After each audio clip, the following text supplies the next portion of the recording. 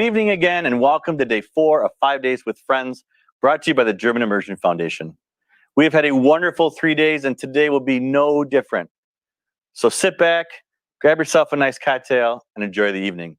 Off to the studios. Thanks, Jonathan. We are on day 4 here at the German Immersion Foundation Studios, and I can't be more excited about today because we are going to continue our journey with MSL, but we're also going to begin a new journey. We're talking about the interns and their host families, and I'm so excited tonight. You're going to want to sit tight, grab your own cup of Glühwein or best beverage that you've got, and sit tight for what's going to happen this evening. Remember, though, we're trying to raise $30,000 to fund half of our annual budget at the German Immersion Foundation, and this money will go towards continuing bringing interns, building on the technology we've already bought, and also aiding in bringing in curriculum that the kids get to use at all levels. But you know what? Let's start off by staying with the high school level at the Milwaukee School of Languages, and when we come back, we're going to talk with Frau Schumacher. She teaches in the high school.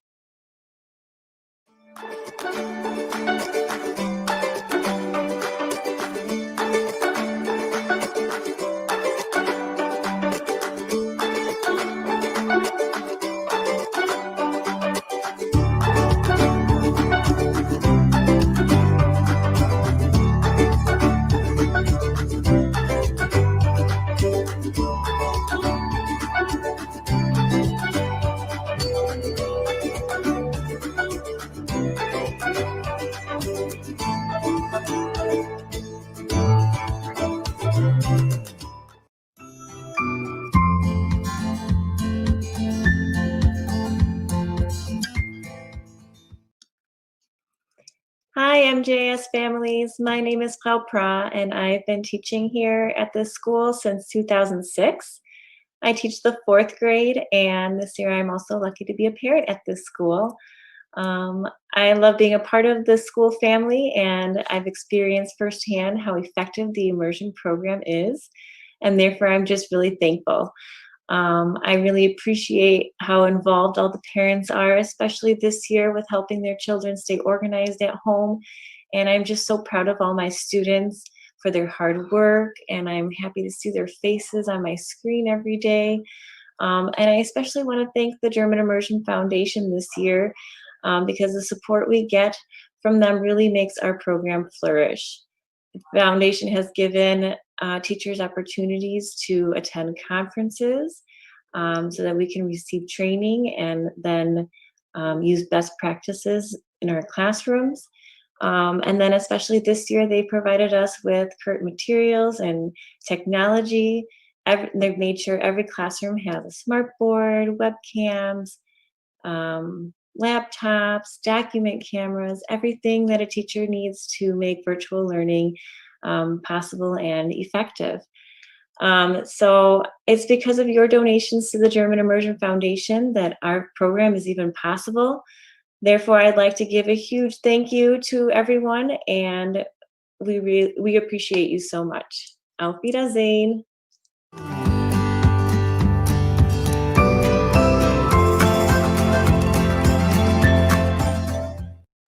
All right, I am super excited tonight to bring in another special guest that we have from the Milwaukee School of Languages. I am here with the one and the only Frau Schumacher. How are you doing tonight? Very good, thank you. How are you doing tonight? You know, I couldn't be happier. This is something that I've been looking forward to. I love getting out and showing all the different aspects of both schools, both in MGIS and MSL. But I think it's one of those things where MSL we don't know a ton about because we do a lot of, you're embedded from K4 all the way to 5th, and you're there every day. And then all of a sudden you're like, what do you do after 5th grade? And so I'm excited to hear a little bit more about MSL. But I think before we get into the school, we should probably get to know you a little bit. Can you tell us a little bit about yourself? Sure. Yeah, definitely. So my name is Aurelia Schumacher, and I grew up in Germany. So I lived there until 2006. Then I moved to the United States, actually to Virginia, to be an au pair, so something like a nanny for a family. I did that because I always wanted to work with kids, and I just wanted to get to know a different country and improve my English. The plan was for me to go back, but obviously that didn't happen. So I'm still here. I did meet my husband during that time. Oh. And yeah, so now we live in Milwaukee, and I have been teaching, this is my 10th year teaching actually now, German. And I've been at MSL since 2018. And yeah, been really enjoying my time at MSL, and love the students there. Where are you from in Germany? It's always interesting to see where people are from. Right. I'm from close to Cologne, or Köln would be the German name of the city. So far west, close to the Belgium and Dutch border. So. Got it. So 2006. Wow, you haven't been here all that long. That's fantastic. And was there did your husband, is that how you got to Milwaukee, or what brought you in the Milwaukee area? Yeah, he got a job in Milwaukee. So, and he's actually from Wisconsin originally. So yeah, he went back north after we were in Virginia for a little bit. I can't imagine going from Virginia to Wisconsin. Yikes. Difference, but I really enjoy. I love Milwaukee, so it's a good second home. Excellent. Well, it's really unique. The people that we're interviewing for this 5 days with friends, a lot of them are from Germany. So I think it's just fascinating that a lot of the native language is actually brought directly to these students. It isn't someone who learned German in the United States and is teaching. So it's fantastic. So tell us a little bit about what you do, what grades you actually teach, and maybe some of the classes. Okay. Yeah. So I teach 9th through 12th grade, and I teach 5 different classes. So I teach German 1, 2, 3, also literature and AP German. So the 9th graders, they take German 1. The 10th graders, I see them twice a day. So I teach German 2 and literature in 10th grade. Then in 11th grade, German 3, and the seniors take AP German, where they obviously take the AP test at the end to get them into, or to get them credits for college. The reason why the sophomores take 2 German classes a day is the DSD testing that we do, just to get them more exposure to German and prepare them better for the test. Now, with teaching 9 through 12, that's the high school level. So at this point, I know that MSL somewhat opens up to the general public. So are you actually teaching? Are you teaching new students German as well as the continuing German, or how does that work? 'Cause I think that's kind of an open question I always get asked. Like, is it still all German? They've already got it all the way to 8th grade. How does that work going 9 through 12? Right. So no, it's only German immersion kids. We don't take any new students. So yeah, this is a progression. So even after those 8 years, there's still room to improve. When I get my students, they're really, they know German. So it's not so much grammar anymore, but think of it more as an English class, but in German, I guess. So we read books, we do units on the environment, on the political system, on history, on really anything, but all in German. So yeah, so that would be it in a nutshell, I guess. So it isn't a start over there. I think that's what a lot of outside parents think, that it's hey, you get into high school, other high schools offer German, so now it's kind of it's a waste. And no, what you're saying is actually it's a really more in depth. This is kind of where they release the learning pieces, and now again you said about reading books and understanding culture. I mean, this is where you really almost immerse yourself in Germany, correct? Right. Yeah. I mean, it's 100% in German. I don't speak any English at school, and the kids in my classroom speak only German. And yeah, I mean, it's definitely a continuation. And yeah, as you said, we just dig deeper. We learn more about the culture. How do Germans live? But not just the broad stuff that you could maybe get into some other German classes. But yeah, since we know so much German, we can use these authentic materials. I can show the news from yesterday, and we can look at current events. We can read novels, without having any translations for those. So yeah, we are able to really dig deep and get the students exposed to the culture and the language. Yeah. That's really cool. And I kind of heard you mention too that this is obviously they're taking, because you don't bring outsiders in that grade level. These are potentially students who they've actually been with all the way, potentially since K4 then, all the way. So that's really got to be a tight-knit group that you get when they come in then. Yes. So, I mean, when I get the students in 9th grade, I'm always the outsider, I feel like, because these kids, so because the students have been together since K4 potentially. So it's kind of, it's funny when I get them in 9th grade, I'm the new one and everyone else knows each other. So it's a really tight-knit group. I feel like there's lots of really good friendships in the German program. And it's just really cool to see those connections between the students. One of the questions I've been asking is, do you see what kind of differences do you see when this group, because you actually teach them all the way in the 9th all the way to the 12th, so do you see still a progressional change? I mean, obviously when they start off in the younger grades, it's huge because they don't, it's all English around them. When they get to you, do you still get that sense of, you can see them in 9th grade and then you're like, wow, look at them in as a senior? Do you see that as well? Oh, definitely. Yeah. I mean, I would say especially in writing skills, that's one thing I focus on a lot in the high school, just because of the DSD and the AP exam at the end. I mean, when they get to me, they can write well, but at the end of 12th grade, they can write an argumentative essay. They can really write, coherently, and so that they could just send that essay off to Germany and everyone would be able to understand it. So there's definitely a big progression.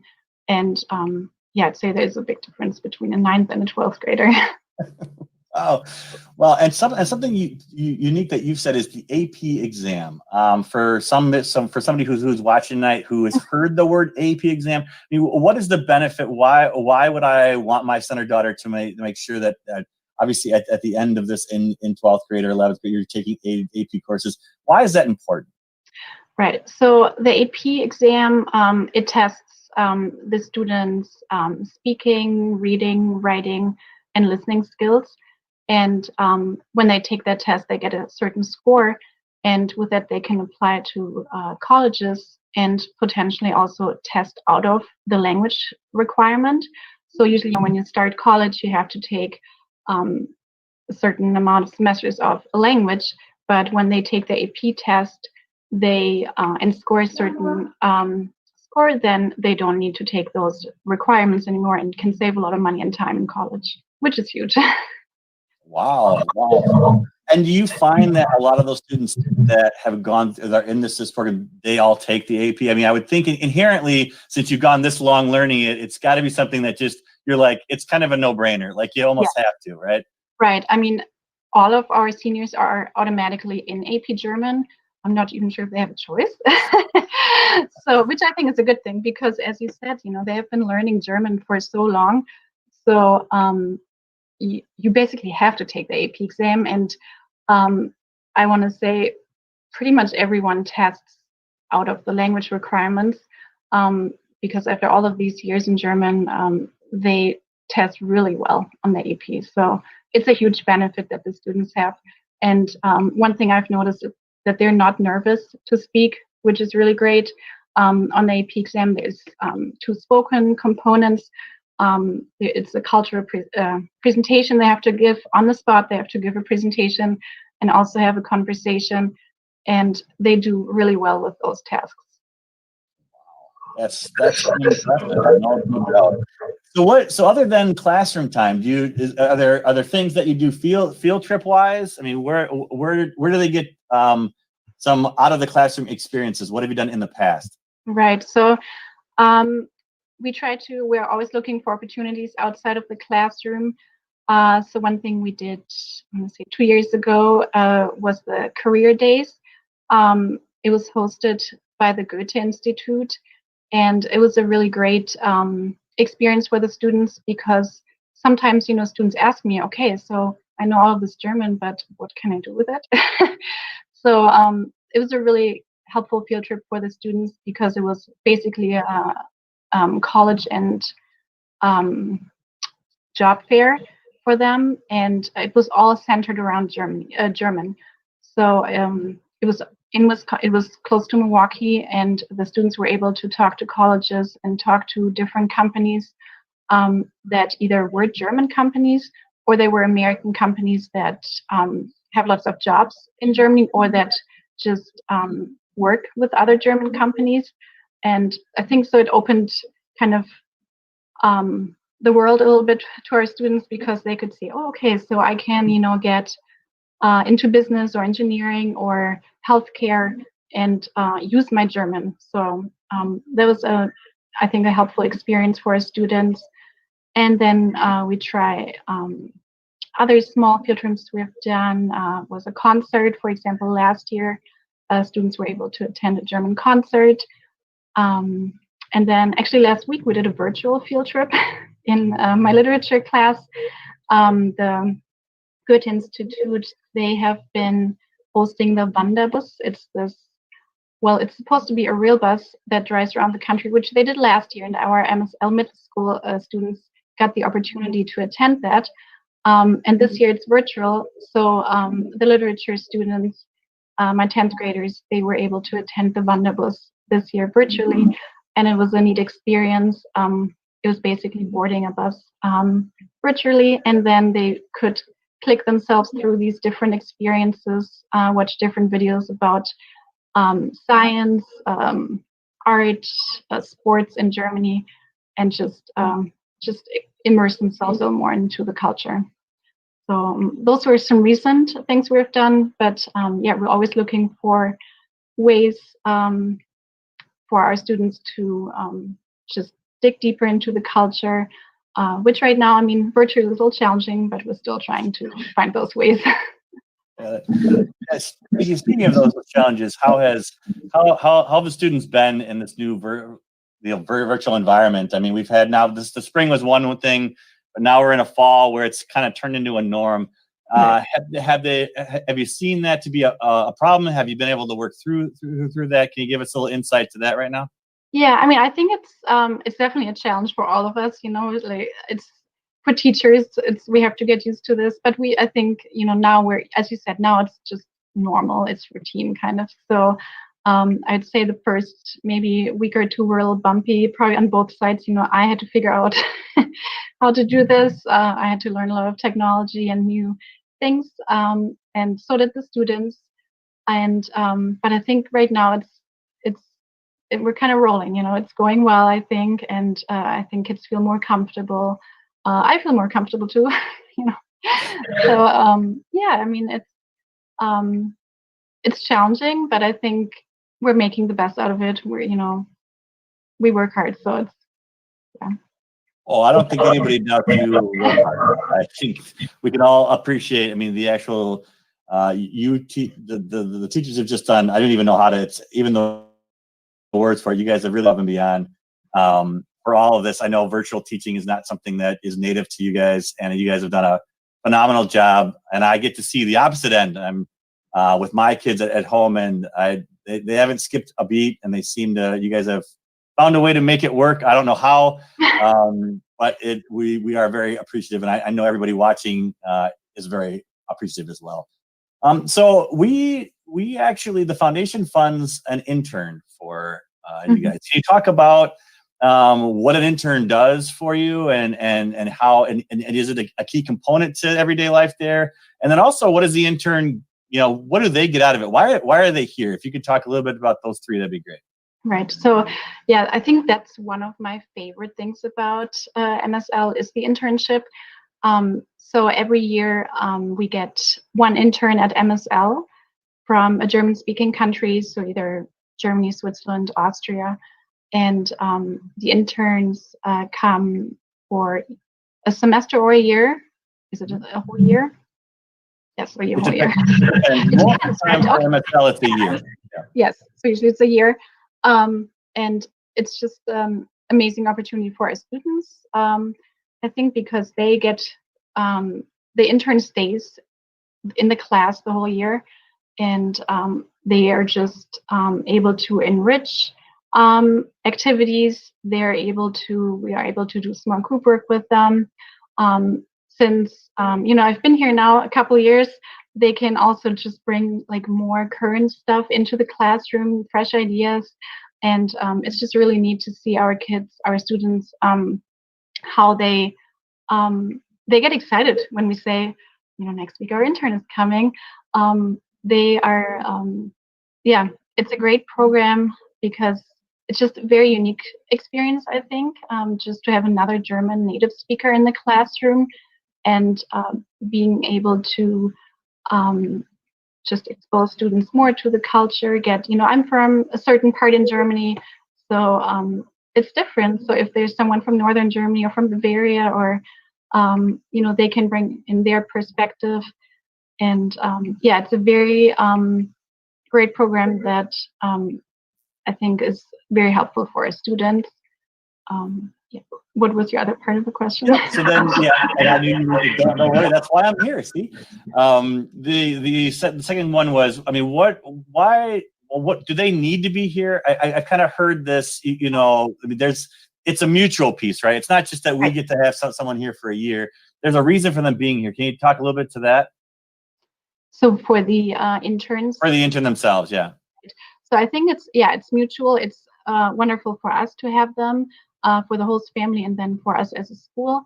But then for the interns, since I've done the au pair experience, I kind of know how they feel. So it's just amazing for them to be able to get to know the American culture as well. They live in a host family, which really shows them American everyday life, and how an American family is run.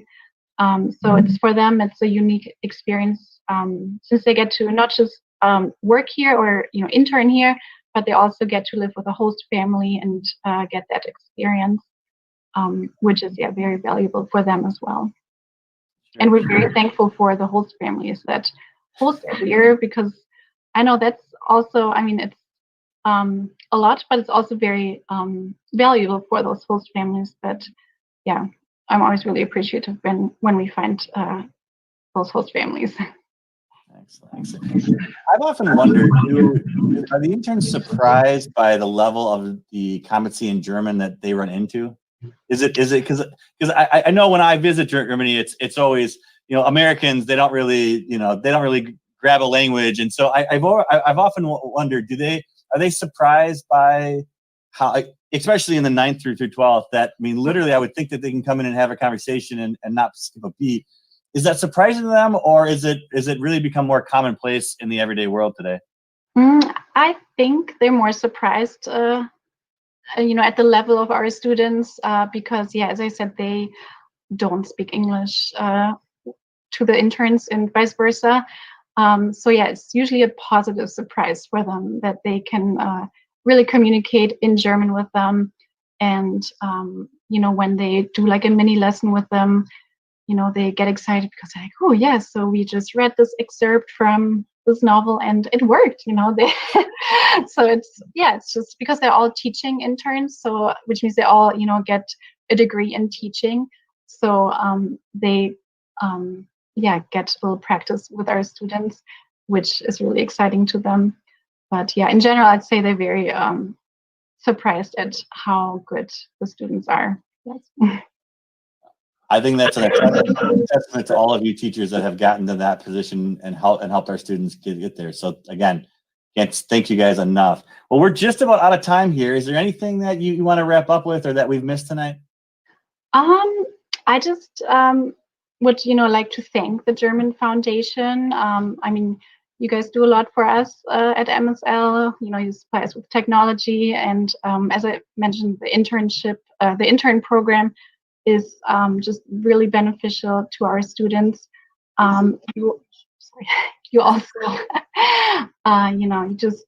you're a very big part to make the experience for our students a positive experience by just helping out a lot. And yeah, we appreciate that very much. All right, that's wonderful. And again, we thank you so much for the time and effort that you spend with our kids. So thank you, and have a wonderful night. Thank you. You too.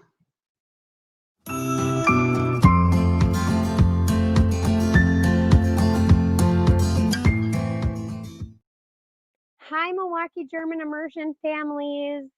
It's Frau Silber, German Immersion's art specialist. This is my 4th year working at German Immersion and my 1st year being full-time. It has been absolutely amazing getting to know the staff better and the students this year. I just want to say the most warmest, heartfelt thank you to the foundation for providing me with the things that I needed to be able to teach virtually. So I was given a document camera, which has been absolutely awesome for teaching art lessons virtually. And I was also so fortunate to get this amazing speaker system so that as I move around and read books and reach for things, it's picking up my sound really clearly. So thank you so much for your support. Thank you so much to all of my students and families for all of your hard work that you've put in so far this year. It has been totally different teaching virtually and learning virtually. And I am so proud to be surrounded by such a wonderful, caring, and supportive community. Together, we totally have this. We can do this, you guys. So keep working hard, keep staying positive, and thank you so much to the foundation for allowing me to be able to bring forth the best possible lessons for our students. Have a wonderful rest of the school year, and I am so excited and so proud to be able to say that I am a German Immersion staff member and community member.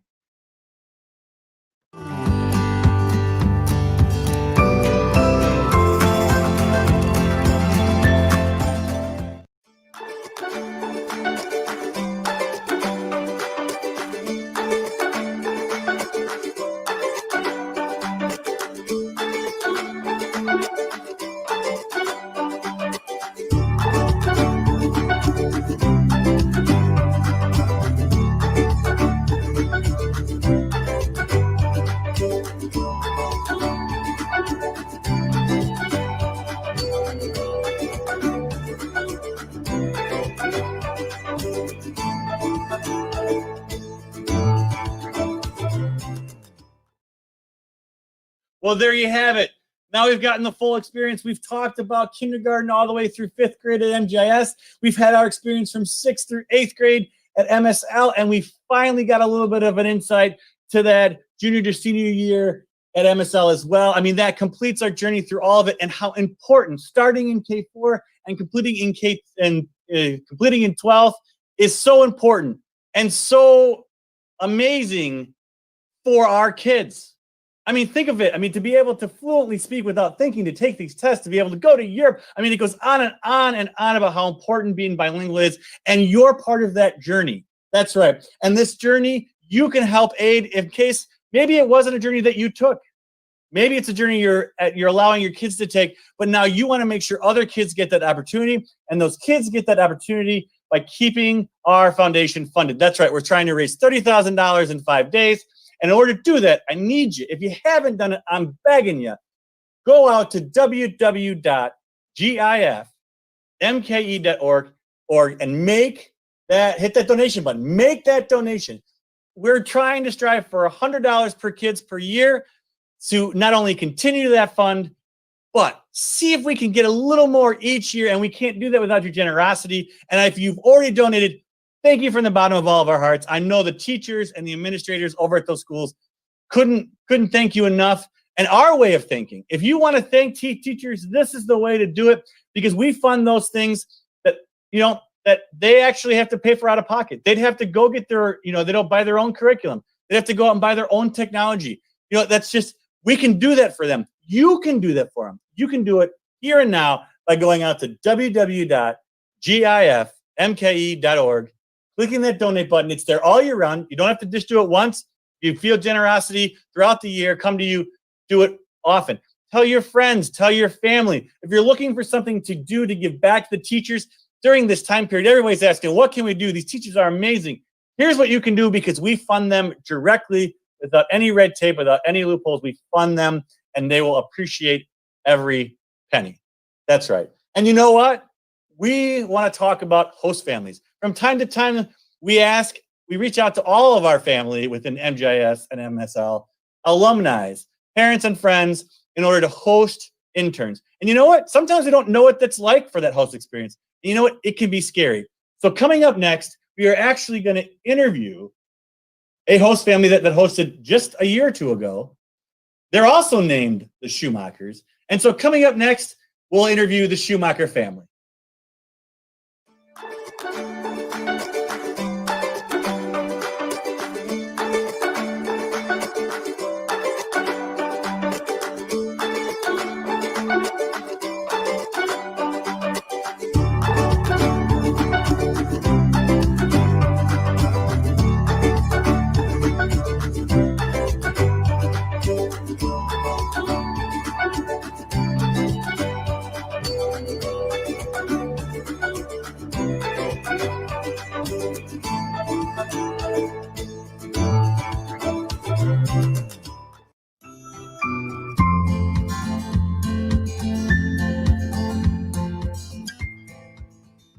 Guten Morgen, liebe 5. Klasse. Ich freue mich riesig, dass du heute wieder da bist. Denke daran, Video an, Mikrofon aus und los geht's. Welcome to my 5th grade virtual classroom. My name is Frau Nill, and I can truly say that I would not be here today without the German Immersion Foundation, Herr Lammers, and all of the inspiring staff, amazing students, and most wonderful parents of this unique immersion program. When I came to Milwaukee German Immersion for the first time in the fall of 2006, yes, I truly am that old, as an Amity intern no less, I immediately knew that this was the place I wanted to be. From the very start, I loved this program so much that I decided to come back as an exchange teacher right after I finished my student teaching in Germany. It was again Amity that made it possible for me to work here as an exchange teacher. I therefore can truly say that I would not be here without the very unique and most amazing German Immersion Foundation. Over the years, I was not only able to experience firsthand their and therefore your generosity, but also the personal connection I was able to build because of them with so many interns, students, and families. The volunteers of the German Immersion Foundation help us with such a passion that I have not seen in any other workplace. Through their help, we receive technical equipment that makes virtual learning so much more fun and valuable. Donations that allow us to keep improving our curriculum through curriculum writing and up-to-date German material directly from there. They make it possible for us to attend beneficial conferences around the world, bring interns into our classrooms and families, allow us to connect with you in so many different and very special ways with so many wonderful events. And they really listen to what we need to make learning meaningful, fun, and up to date. I cannot thank you enough for making this immersion program my family away from home. I could not imagine a better, more wonderful place to work at, to be a part of during these virtual times and any other time of my life. So thank you, German Immersion staff. Thank you, students. Thank you, parents, and thank you, German Immersion Foundation. You are deeply loved and appreciated.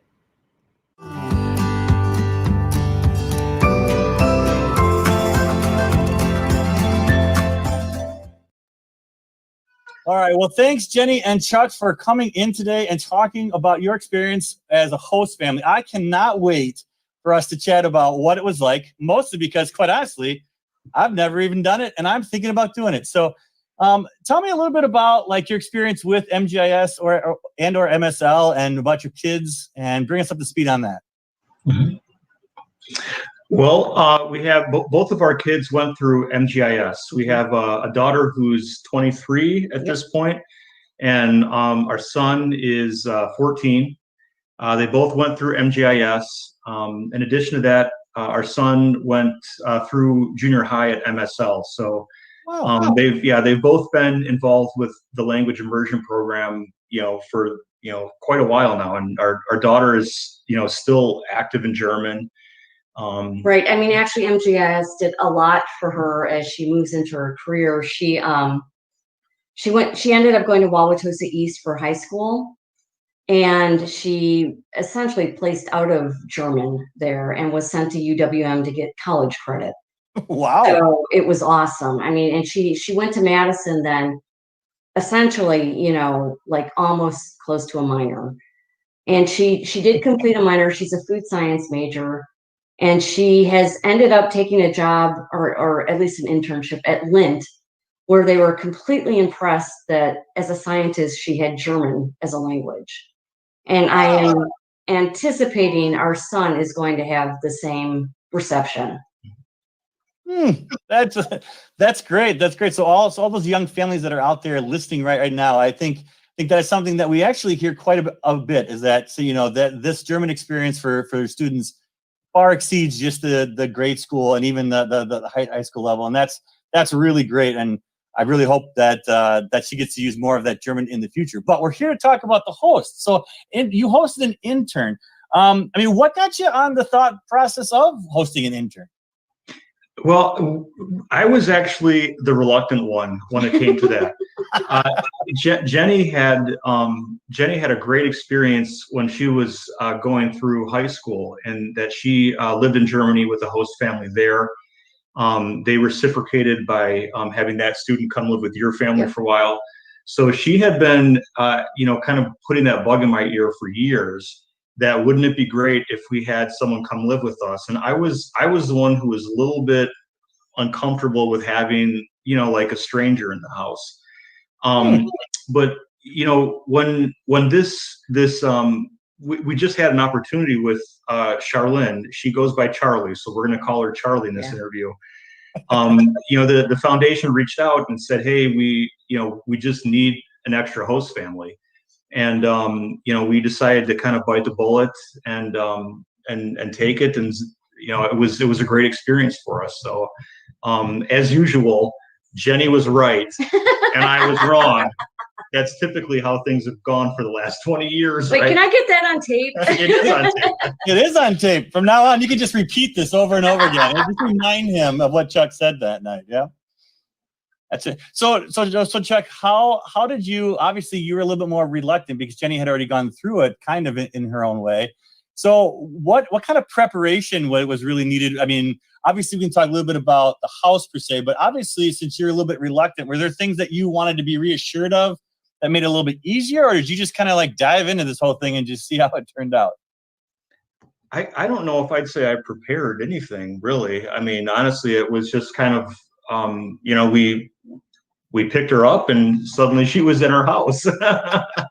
Great. So it really wasn't that much of a challenge, is kind of what you're getting at. It was very, very simple. And I think the question always runs through my mind is, what kind of environment should my house be? So did you have the extra room? I mean, at what stage were you guys at when you hosted the intern? Well, our daughter was at Madison. So we did have, a room when she wasn't here. And so that was given to Charlie. When Annika, our daughter, came home, we worked it out where she slept on the couch or whatever. I mean, our daughter was completely happy to have someone from Germany here. So it wasn't a problem. Mm-hmm. So we definitely had the room. Our son, I mean, it was almost seamless. He was just like, okay, well, here's Charlie, and it works great. So it wasn't a problem at all. And I think it is a great thing for some, for families who maybe do have, a child who's gone away to college, because if you've got the extra room and you're essentially used to having, someone that age around already, it's really not a huge leap to have, like a young person from Germany come over and live with you. So it's kind of a cool opportunity for those of us that have got somebody who's left for college. And also cool that we have a younger kid that kind of benefited from it too. Yeah, for sure. So you picked her up, you brought her home, and then I guess my next thought, not having ever hosted, is what do you do with them? So I mean, what exactly is the awkward? I mean, how does that work internally? Transportation, food, like, I mean, what could I expect? Just, I mean, the easy part's picking them up, right? Another part of your house. So tell us a little bit about your experience with that. Well, we both work. Okay. So both of us work, regular jobs. We're both very busy. Our son was in school, and Charlie has a job. The interns work all day. They are essentially assigned to the school, and they're acting to help the teachers. So with that said, though, I didn't perceive that we had a really big issue with transportation for her. That was something that I was kind of worried about, was how are we going to get her to school? How are we going to get her back from school? But I remember it worked out pretty well because they start relatively early. And, in those cases where one of us had an early meeting, we just dropped her off at school a little bit earlier than usual. And if we had a late meeting, we picked her up from school a little bit later. Or, I mean, there was always a teacher or another parent who was willing to drop her off at home. So it was never an issue. I mean, actually, it was better than like having to transport our own daughter, right? I mean, so in that sense, and she was completely accommodating about that. Yeah, and I think and in terms of like other logistics around the house, it just wasn't honestly that big of a deal. One person doesn't eat usually marginally more than other people. So if you're, this is one of the things Jenny I talked about, was that if you're cooking for 3 or 4 people, cooking for one extra person is not that much more work, Right. So, so the logistics of it really worked out okay. I didn't perceive that there was any real problems with getting her to work and getting her from work. Certainly there were times where she wanted to hang out with some of her friends, and they would organize stuff on their own, and we would just kind of like check in with her and say, hey, we had her text, we had her phone number, so we could always get in touch with her. She told us when she was coming back and where she was going, and it worked out pretty well. How is the weekends? I think that's another thing that always crosses our mind. Do they become part of your life, and do you feel like if you should take them places? Is something you want to take them places? Like, I think I hear a lot of hesitation with people like, well, I mean, we've got things that we do on the weekends. What if they don't really want to do it? And then what do you do with the intern? So how did that experience go for you guys, and how did that change over time? Did you become more involved in your family as you went, or did you have one of those who just like leaped right in and said, whatever you guys are doing, I'm okay with it as long as you're doing it? Yeah, she was awesome about that. I mean, she just jumped right in. So it was never a question of like, how do we integrate her? But I think also, I mean, she had her own things to do too, right? Like when I think about our own daughter, it's not like our daughter wants to hang out with us all weekend at like age 18 or 19. Right. So she did, I mean, but she was willing, I mean, she was really invested in becoming a part of this family. And that was awesome. And I mean, she spent time with at that point, what was he, 12-year-old son? And actually, she even spent time with our daughter who came back from college. So they became good friends. They're still in contact.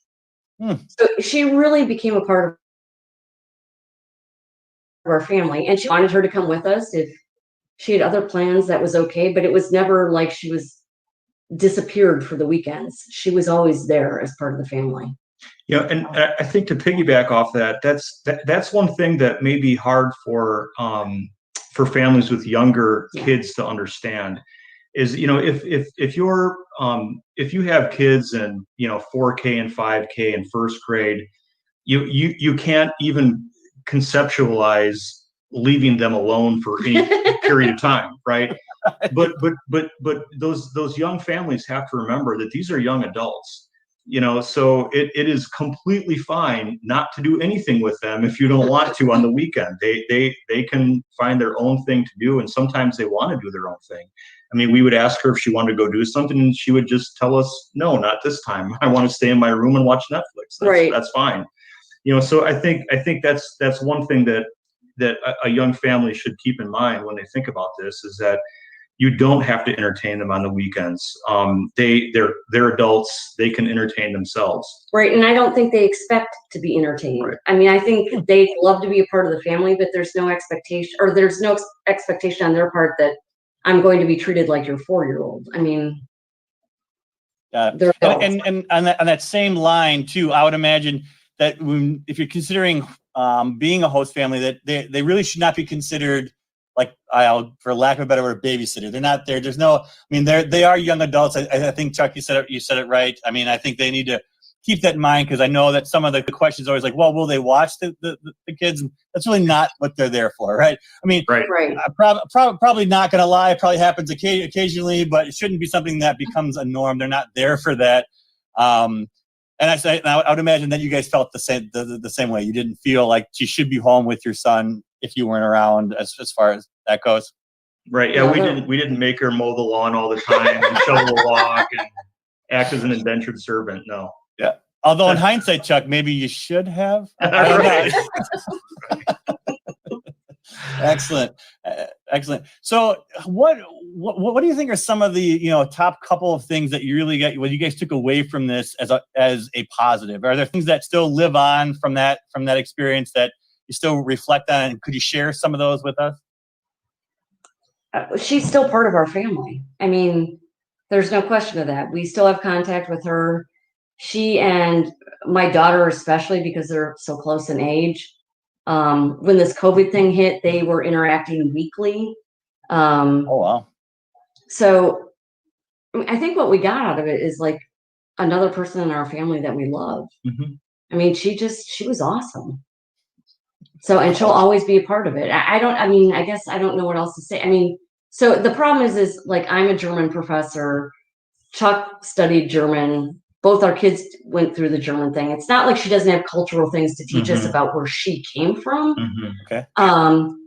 But I'm not sure we learned that much about Germany. We just learned something about a really special person. Mm-hmm. You know, and that leads me to my next question. So I know that you guys have more of a German background. You guys actually speak German as well. How do you think that, I mean, is there things you could tell host families that don't maybe have that? Is that a little bit, would that be a little bit tougher, or was it because you guys knew, I mean, how are their English? I guess, can you give a feel for someone who maybe isn't got that cultural background or experience, except for their child that is learning German at these schools? Is it going to be an okay experience? Because I know that's another concern with people who are on the fence of hosting. Tell us a little bit about that. We didn't speak any German with her. I mean, when I went to Germany as an exchange student, my expectation was I'm here to learn German. Oh, wow. And that was the expectation, at least we had, that she's here to learn English. And she didn't want to speak German. She wanted to speak English. Really? Yeah. That's awesome. Yeah. So that was and not so an her issue at all. and her English was okay then? Oh, it was awesome. Oh yeah. Yeah, I mean, they're all college students in Right. Germany, and you know, I've of her friends that we met, I've never met one of them that didn't have perfect English. Yeah, no, I mean, So- there was never an issue with that. Yeah. Wow. And I think that's just another one of those things that when we talk to potential families, that's a worry for them. You know, you're bringing someone in that, and I think it's because, and maybe you guys would agree too, it's our culture in America, since we don't throw that second language as a necessity. Whereas in Europe, I mean, basically English is a standard they have to learn. So I think it's more scary for us potentially with people coming over thinking they're like us. They only know German, right? As opposed to that open mindset, because I know that's a couple of families have said, well, what if I don't know German? And although I would think that it probably was a better experience, especially if your son was still in the age group that he was, learning German, that you had someone there that was more, that would be able to. So if you didn't know German as an adult, if your son or daughter was there, that would be a good interaction between the intern and that family. Would you guys agree with that as well? Oh, definitely. Yeah, for sure. I mean, and I think to sort of like connect those two concepts, German is a difficult language to learn. And It's not that difficult. well, it was for me. It was for me. So my heart goes out to parents who get homework back from school and they can't speak German. It can seem very intimidating. Yeah. But again, that shouldn't scare you away from hosting an intern, because they do speak perfect German. They speak perfect English. And that help is always there. Like you said, our son was 12 at the time, so I don't think he really tapped into her for help with homework and stuff. No, he was too cool. He's too cool for that. Oh, cool. But for sure, that would be a great resource for parents who don't know German. Right. I think she would have loved to have done that. I mean, there's no question of that, because she really loved the kids at German Immersion and that whole community. So she was completely invested. And I think they all were. I mean, every friend you met of hers, they were invested in being part of that community and working with kids. It was a great experience. And I think if Christian had come and said, "Can you help me with German?" she would have been thrilled. Oh, yeah. I bet. So to kind of knock off some of the myths or the concerns, I mean, as far as, accommodations, they are adults. So you can, sounds like they can come and go as they need to or able to. So that really shouldn't be a deterrent. As far as the English versus German, it sounds like these, at least in your experience, it was great. I think the last thing people are expense wise. So, and I don't think, I think as a foundation, we're doing a better job of getting that out, understanding that, we do give some, a little bit, that's not much. But I mean, what did you guys feel that there was the extra burden of an expense? And if so, or if there was, I mean, could you reassure people of one way or another? What would they expect, I guess, is where I'm at. Yeah, it was de minimis, honestly. I mean, I just don't. It's hard to answer that because it just wasn't really an issue for us. Like you said, John, the foundation does give them a small stipend, so they have some spending money while they're here. And when they sign up for the program, they're not expecting to make $80,000 a year as an intern. So yeah, really, right. They're not. Oh, I thought that was the expectation. Right. So that's why I want to be an intern, Chuck, because I heard you make $80,000 a year doing it. That's why I want to do that. Right. So for us, like I said before, the food, perhaps there's a marginal increase to have one person eat with you, but it's not significant. I think the only place it would come down to is if you go out to eat a lot and stuff like that, maybe, having that extra person would be some expense, but that's the family's choice, right? So no, it really wasn't. It just wasn't super expensive. No, she had her own spending money. We didn't give her spending money. Yeah, and right, one extra person eating is not that much. And to be honest, at times she loved to bake, so she'd go get stuff and bake for us. So, it was kind of a plus. Yeah. Yeah, no kidding. Baker, that would have been, I would have been in trouble. All right, so it's not really an expense thing, and really it's not a language barrier. So really kind of what you're saying is, if you have the ability to have a room, and I think that's really the critical piece here, right? Is if you have the space, and you guys picked a great time. It sounds like your oldest had gone to college. You had that space available. How awesome is that? And yeah, you're right. Adding one more person to the table really was just almost like your daughter was there back at the table with you. So really, you didn't really experience that shift. So it does seem like the perfect scenario. And you said now you've kept in touch with her. Now, have you guys attempted to get back out there to see her side of the pond? of Not the yet. of the what? No. Oh, No, sorry. not Pond, yet. Germany. No. Oh no, not at this point. I mean, mainly because of COVID, right? I mean, Sure. but no, we're in constant contact with her. So she's and that's the thing. It's not just like it's a burden or it's not that bad to have someone stay with you. She added to our family. And that's the big difference, is that she just, I mean, she was lovely, to be honest. And she just added, a whole different element. I mean, she came from Salzgitter. She had her own kind of ideas on how things were going. She was a wonderful, she added to the family. She never subtracted, is what I'm trying to say. Oh, that's awesome. I mean, you guys are beaming, by the way. I know you can't really see yourselves on your side of the screen, but I mean, it's neat because you can definitely tell that the experience was wonderful. It sounds like it continues to be wonderful. And I would imagine, I think you hit on it. There's got to be a cultural learning too for that host family. It's nice to, my wife's family is from Germany, so we've been there a lot. But as you get to know someone, you get past the how you're doing, where things are at, and you start to have those more in-depth conversations about like, what's it really like to live in Germany, and what are the pros and the cons? Just like they're here to learn that same thing about America. So I would imagine those conversations got pretty deep and heavy and awesome, and you get a little bit, again, you get to know someone more than just the surface, and you had that time to do that with that intern, and it shows. I mean, again, you guys are, and she hasn't been here. So when was she here? Is that a year, 2 years ago? It was last winter. Was it really? Yeah. It was last winter, and I remember that because remember how it was like one of the most bitter cold. It was like one of the record cold winters that we had, and we kept apologizing. We're like, it's normally not this bad, But even she liked to go out and take runs and walk, and she would go out in like super cold weather and still go on a run almost every day. So, and she'd come back in this like great mood, where I'm like, oh, I would have been like, it's awful out there. Yeah. So I think it was last winter. Yeah.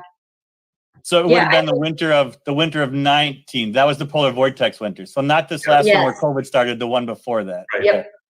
Right. Yeah, I mean, so we're coming up on almost 2 years, and you guys are still showing the excitement and the passion. So I think that says a lot to what an intern can bring to a potential family, and the joy and the stuff that you're actually still in communication. Which surprisingly, I've talked to other host families, and that seems to be a very common thing. Is that a lot of those host families are in touch with the interns, and many have gone to see them in Europe. So.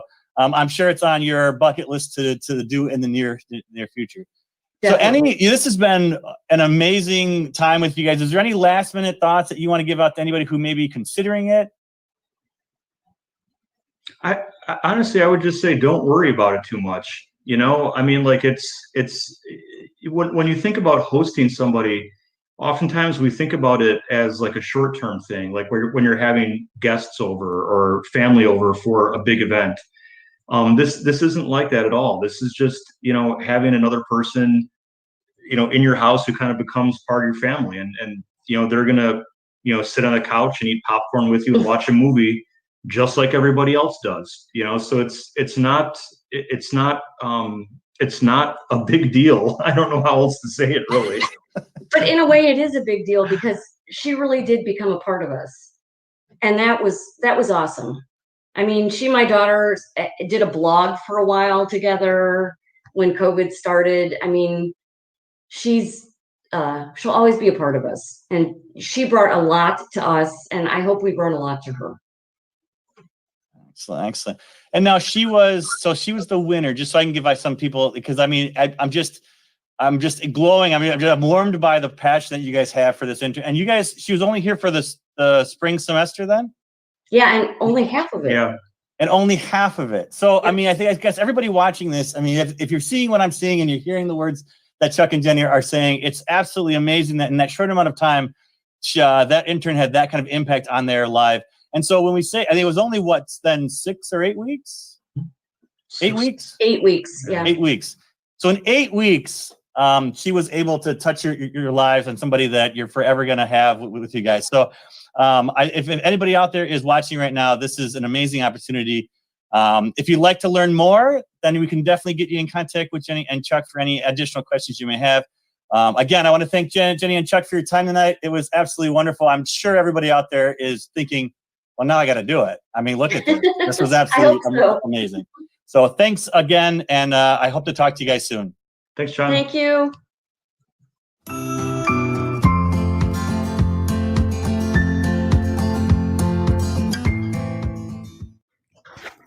Hello families, hello foundation, it's Fred Richardson. I'd just like to give you a little behind the scenes look at what's happening here at school because our new normal feels so strange without any kids here filling up these hallways. So let's take a look at my classroom. You'll see right away, this is not the normal setup. In the center here, that's where I do most of my planning. Course command center, emailing, things like that. Back there, that's all the manipulatives that we would be using with the students for activities. Right now it's just storage. Don't look. But up here, this is really where the action is. So I have the camcorder or the document camera set up here on the tripod. This is where we do our daily math board to keep up the kids' math skills.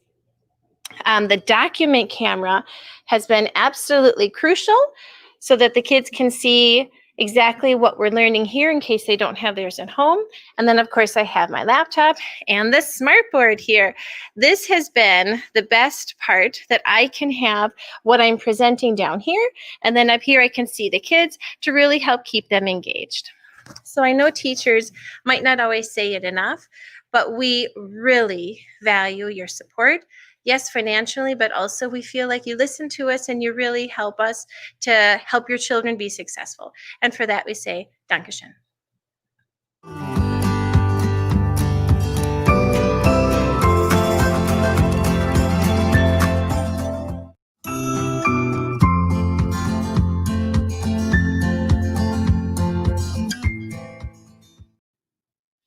Hi all, Frau Eisenberg here.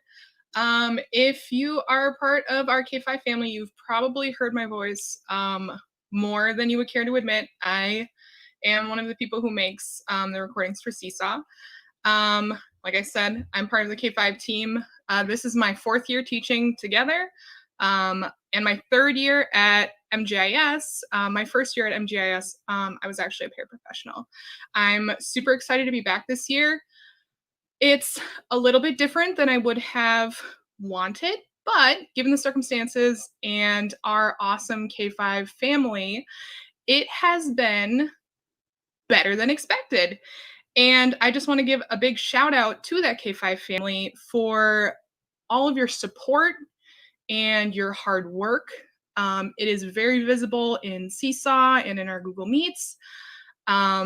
I get to see so many of the K5 kids this year. Usually I only see my own class, but this year I get to see all of them, which has been fantastic. And with the help of some of the things that the German Immersion Foundation has provided us, like our awesome Play-Doh, we have been able to really add a whole lot more to our virtual meetings that I feel has really added a lot. It's really added in an extra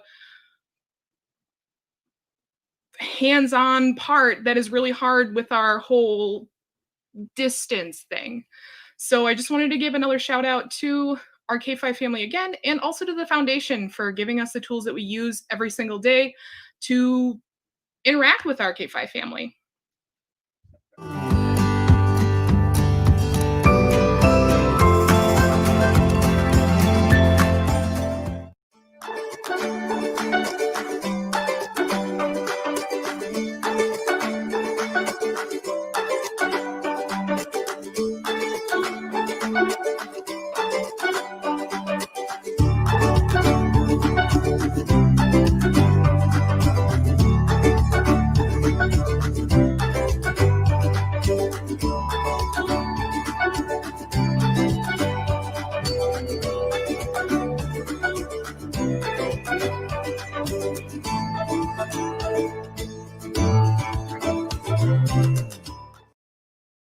Could you feel it? Could you feel the emotion the Schumacher family had? The connection, the bond. It wasn't even that long of time. Could you imagine establishing that bond within your own family with someone overseas? You know what? It really touched my heart. It was amazing to see the passion and compassion that came out of hosting. If you have a room in your house and you can do it, please reach out to us and let us know that you're interested. All it takes is an interest. We'll walk you through the rest of it. But wow, what a touching experience from the Schumacher family. You know, it's just absolutely great. And you know what? That wouldn't have happened if we weren't able to fund bringing interns over. And to fund interns, we need your money. Yep, I've said it, and you've heard me say it for 4 days straight, and I'm going to continue to say it until the last moment I have you. Please head out to www.gifmke.org and donate now. Donate now. And if you've already donated, email your friends and families and tell them to donate. Look at the impact in the last 4 days. Look at the impact you can have on not only students within those schools, maybe they're your own students, maybe they're not. But look at what has happened here, what has transpired from the teachers, from the students. We need you. We need you to head out to www.gifmke.org and donate now. Just donate. We're trying to achieve $100 per student in order to keep our funding going. So donate. Donate often. Donate as soon as you can. You know what, though? Once again, it comes to my favorite time of the evening where I get to hear from students say those exact words. Come from them. Let's go to the shout outs.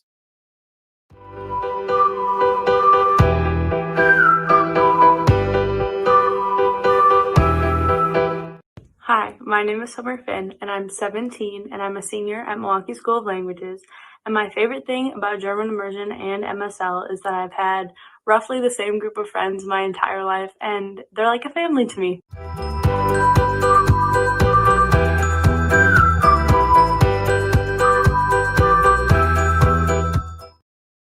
Who doesn't love those?